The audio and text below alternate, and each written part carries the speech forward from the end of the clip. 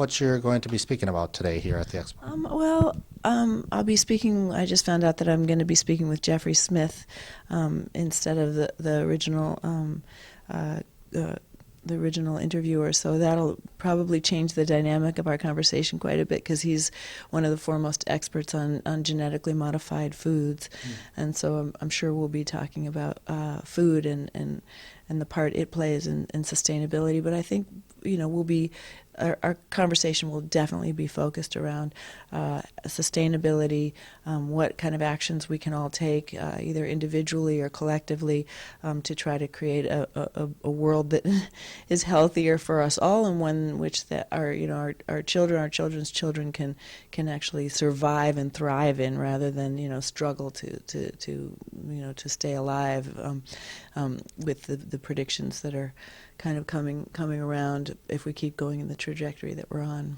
Is it also a matter of contacting legislators to see if we can improve global warming by these greenhouse gases?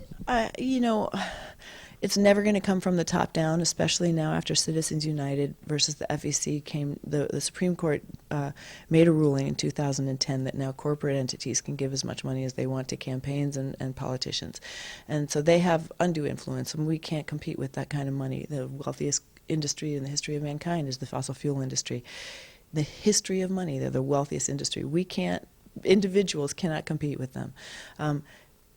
On a monetary level. So yes, it's important to keep pressure on your politicians, but even more importantly, start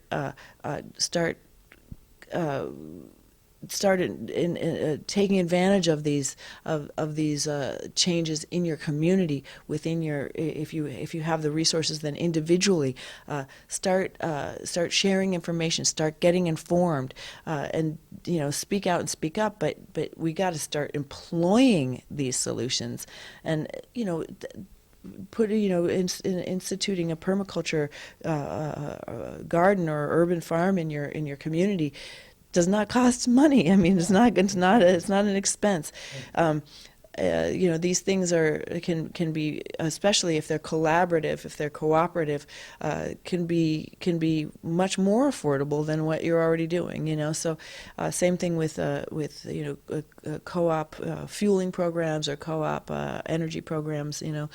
Communities coming together and putting the community's resources together to create a power system for themselves works a lot better than someone just thinking they have to shoulder the whole burden themselves.